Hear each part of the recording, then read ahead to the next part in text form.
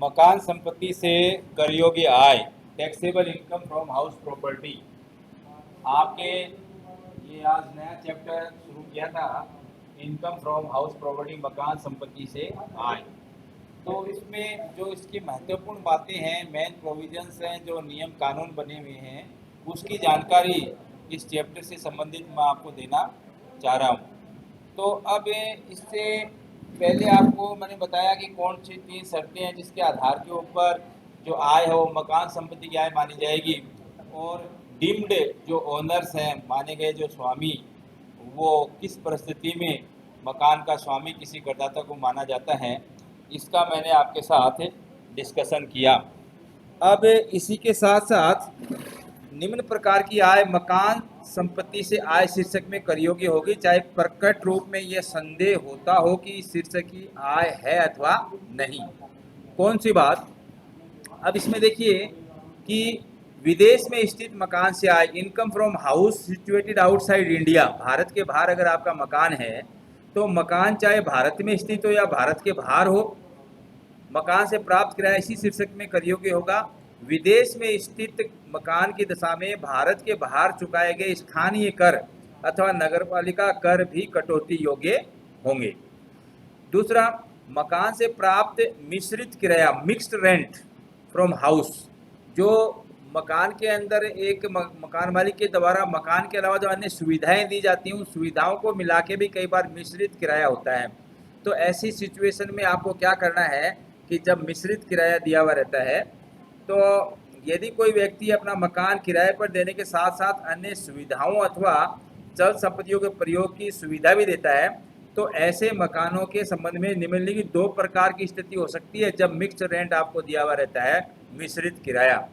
जब मकान एवं सुविधाओं का किराया अलग अलग तय हो, यदि मकान का स्वामी मकान के साथ साथ कुछ अन्य सुविधाएं जैसे बिजली, पानी, लिफ्ट, सफाई, चौकीदार आदि भी किराएदार को प्रदान करता है, तो ऐसी सुविधाओं का मूल्य अलग से दिया जाता है, तो मकान का किराया मकान संपत्ति से आय शीर्षक में कर योग्य होगा।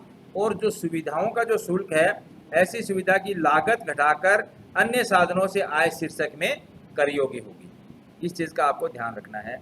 दूसरा, जब मिश्रित किराए में से सुविधाओं का किराया अलग से ज्ञात न हो, जब अलग अलग किराया तो तय न हो परंतु किसी निश्चित आधार पर ऐसी सुविधाओं का मूल्य अलग से ज्ञात किया जा सके, तो कुल प्राप्त राशि में से ऐसी सुविधाओं का मूल्य घटाकर शेष राशि मकान संपत्ति से आय शीर्षक में कर योग्य होगी।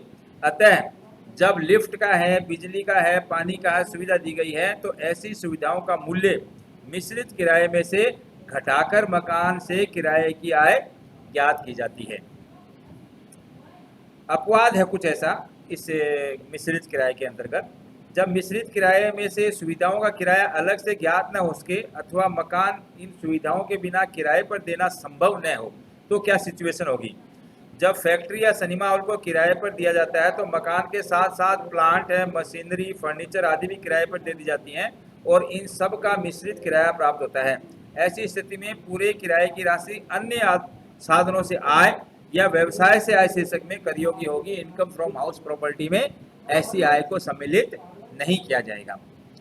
अब मैं आपको कुछ ऐसी बातें बताने जा रहा हूं जो इस मकान संपत्ति की करमुक्त आय हैं, यानी कि इन मकानों से होने ऐसी परिस्थिति में या इन मकानों से होने वाली आय जो है वो करमुक्त होगी, वो टैक्सेबल नहीं होगी।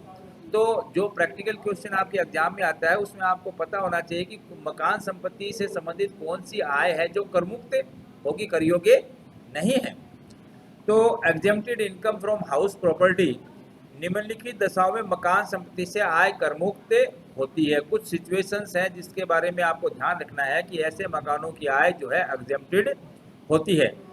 नंबर 1, कृषि भूमि पर स्थित मकान जिसका कृषि कार्य में प्रयोग होता है। अगर आपके खेत में कोई मकान है, कृषि भूमि में मकान है और खेती के कार्यों के लिए उस मकान का उपयोग होता है, तो ऐसे मकान से होने वाली आय क्या होगी?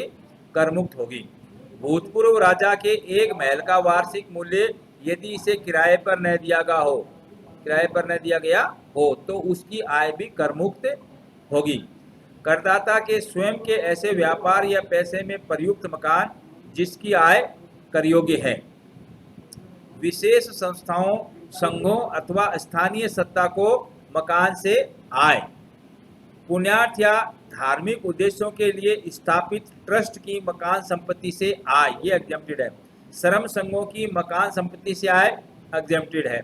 स्थानीय सत्ता की मकान संपत्ति से आय एग्जेम्प्टेड है। विपणन प्राधिकरण, मार्केटिंग अथॉरिटी के गोदामों की किराए पर देने से आय क्या है, एग्जेम्प्टेड है। तो यदि इसके अलावा यदि कोई व्यक्ति मकान बनाने व बेचने का कार्य करता है तथा वित्तीय वर्ष के अंत में कुछ मकान बिना बिके रह जाते हैं तथा स्टॉक में पड़े रहे तो ऐसे बिना बिके मकान जिस गत वर्ष में मकान बनकर तैयार हुआ है उससे अगले 1 वर्ष तक कर मुक्त रहेंगे। तत्पश्चात ऐसे मकान की अनुमानित आय पर मकान संपत्ति से आय शीर्षक में कर लगाया जाएगा। एक टिप्पणी है इसके अंदर, सभी व्यक्तियों एवं हिंदू अविभाजित परिवार के लिए एक आवासीय मकान का मूल्य 0 लिया जाता है, परंतु ऐसे मकानों की आय ऋणात्मक हो सकती है, इसलिए इसे कर मुक्त आय नहीं कह सकते। यानी कि जो एक ही रहने का मकान है तो सेल्फ ऑक्यूपाइड बोलते हैं, उसकी नेट एनुअल वैल्यू 0 लेते हैं, उसमें से केवल एक ही कटौती देते हैं इंटरेस्ट ऑन लोन की। तो ये आगे डिटेल में बात आएगी कि किस तरह से स्वयं के रहने के मकान का मूल्यांकन आपको करना है। यदि अब सिचुएशन आती है कि अन्य शीर्षक में कर योग्य आय, मकान की आय लगती है लेकिन इस हेड के अंदर वो कर योग्य नहीं है, वो अन्य शीर्षक में कर योग्य होगी। कौन सी सिचुएशन हो सकती है? यदि करदाता मकान को किराए पर देने का व्यवसाय करता है। If a person is engaged in A business of letting house, तो क्या होगा देखो, यदि कोई व्यक्ति मकान खरीदकर अथवा निर्माण करके उन्हें किराए पर देने का व्यवसाय करता है तो मकानों से प्राप्त होने वाला किराया आयकर अधिनियम की धारा 28 के अंतर्गत व्यापारिक आय माना जाता है तथा व्यापार एवं पैसे से आय शीर्षक में कर योग्य होगा। इनकम फ्रॉम हाउस प्रॉपर्टी में नहीं होगा, income from business and profession शीर्षक में कर योग्य होगा। मकान बेचने से आय, कई बार आपने देखा है कि करदाता को अपने मकान बेचने से कोई पूंजीगत आय हुई है, तो ऐसी जो आय है वो कैपिटल गेन्स के शीर्षक के अंतर्गत आएगी, न कि हाउस प्रॉपर्टी के इनकम में। अगर आपने अपने रहने का मकान बेचा और उसमें कोई आपको लाभ हुआ है तो वो कैपिटल गेन्स में आएगा, वो इनकम फ्रॉम हाउस प्रॉपर्टी के चैप्टर में नहीं आएगा। अच्छा, अब इसके अलावा क्या है कि मकान संपत्ति के इस चैप्टर को पढ़ने के लिए आपको कुछ विशेष बातें मैं आपको बताना चाह रहा हूँ कि कुछ टर्म्स हैं, इसकी कुछ टर्म्स हैं। एक तो क्या है कि आपको ये पता होना चाहिए कि मकान का जो म्युनिसिपल वैल्यूएशन है, नगर पालिका मूल्यांकन है, उसका क्या अर्थ है। नगर पालिका जो मूल्यांकन होता है ना मकान का, उसका क्या अर्थ है। म्युनिसिपल वैल्यूएशन बोलते हैं उसको, नगर पालिका मूल्य। तो होता क्या है कि हर शहर के अंदर, टाउन कस्बों में, महानगरों में, शहरों में कोई भी व्यक्ति का जो मकान होता है उस मकान की नगर पालिका के द्वारा कुछ असेसमेंट करके और उसका एक नगर पालिका मूल्यांकन निर्धारण किया जाता है, म्युनिसिपल वैल्यूएशन। तो जैसा कि इसका नाम है म्युनिसिपल वैल्यूएशन, तो आप कह सकते हैं कि नगर पालिका के द्वारा जो किसी मकान का मूल्यांकन करके मूल्य बताया जाता है उसको बोलते हैं म्युनिसिपल वैल्यूएशन, नगर पालिका मूल्यांकन। ठीक है। फिर बात आती है कि फेयर रेंट, उचित किराया।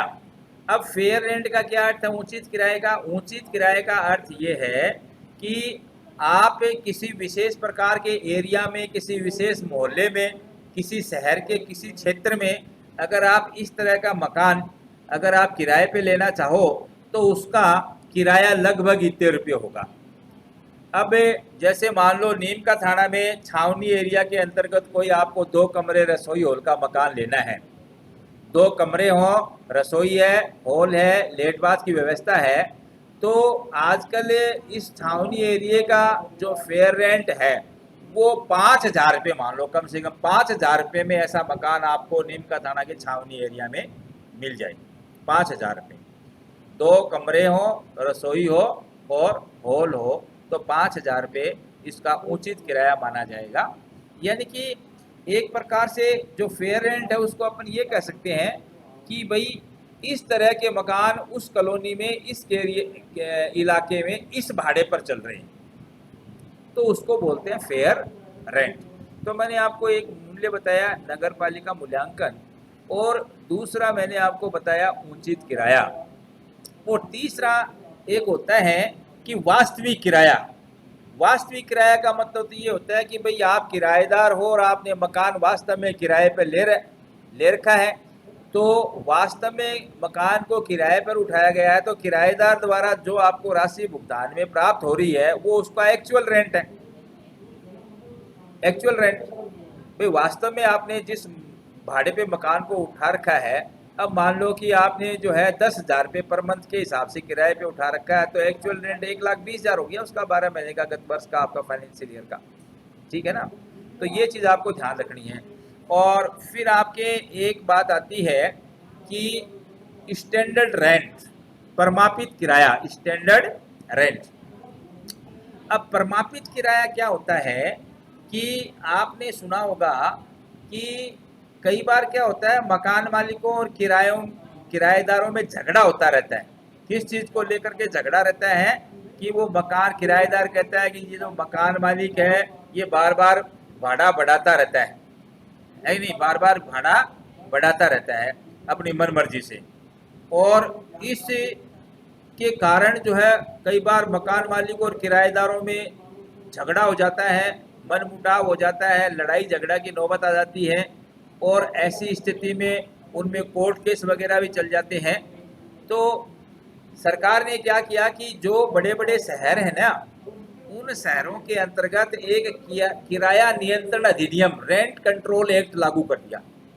भाई छोटे शहरों में तो नहीं है, लेकिन बहुत से शहरों के अंतर्गत क्या है कि सरकार ने रेंट कंट्रोल एक्ट, किराया नियंत्रण अधिनियम लागू कर रखा है। तो इस किराया नियंत्रण अधिनियम के अंतर्गत अगर उस एरिया में, उस टाउन के अंदर रेंट कंट्रोल एक्ट लागू होता है, रेंट कंट्रोल एक्ट के हिसाब से जितना किराया बनता है उसको बोलते हैं प्रमापित किराया, स्टैंडर्ड रेंट, उसको बोलते हैं स्टैंडर्ड रेंट। तो अब इसमें आपको क्या है कि एक किराए के लिए एक शब्द और आता है, एक्सपेक्टेड रेंट।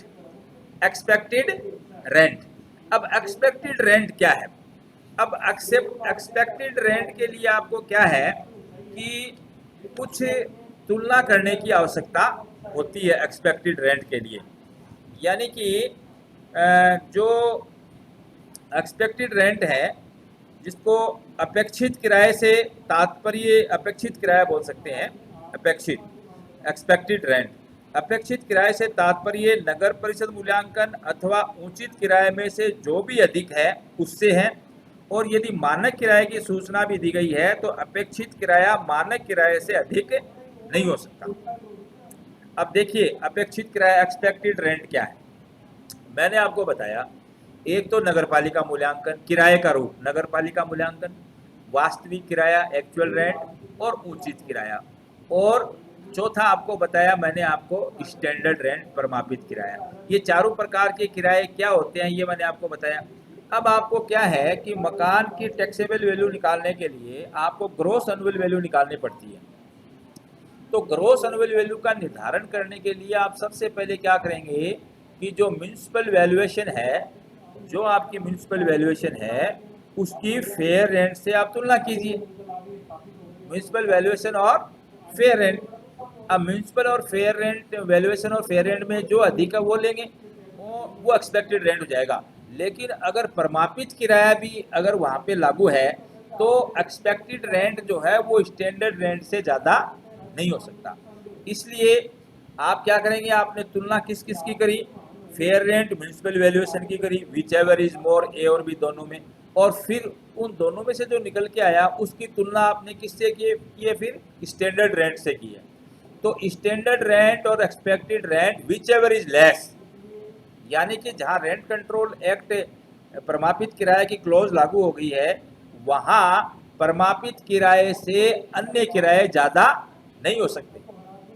तो इस चीज़ का आपको ध्यान रखना है। अब क्या है कि मकान जो है वो मकानों के भाड़े में देने की जो अलग अलग सिचुएशन है ये मैं आपको और बताऊंगा कि देखो, जो खुद के रहने का मकान है उसको बोलते हैं self occupied house. Self occupied house, स्वयं के रहने का मकान। और जो मकान भाड़े पर उठा दिए जाते हैं उनको कहा जाता है लेट आउट प्रॉपर्टीज, भाड़े पर उठाया हुआ मकान, लेट आउट हाउस। और तीसरा ये होता है कि कोई करदाता के एक से ज़्यादा मकान हो तो एक मकान तो रहने का माना जाता है और बाकी जो मकान होते हैं उसको deemed as let out property, यह माना जाता है कि ये अन्य मकान किराए पर उठाए गए हों, deemed as let out property. तो मकान का असेसमेंट, हाउस प्रॉपर्टी की टैक्सेबल इनकम कैसे निकलेगी, इसकी असेसमेंट प्रोसेस क्या है, ये कुछ बातें थी जो मैंने आपको बताई। अब इसके प्रैक्टिकल एस्पेक्ट के लिए किस तरह से taxable income from house property निकलती है, ये आगे के लेक्चर में मैं आपको प्रैक्टिकल क्वेश्चंस से संबंधित फार्मूला और इसकी बातें बताऊंगा जो आपको ध्यान में रखना है ताकि इसके प्रैक्टिकल क्वेश्चन आप अच्छी भली बात कर सको। Thank you very much for listening this lecture today.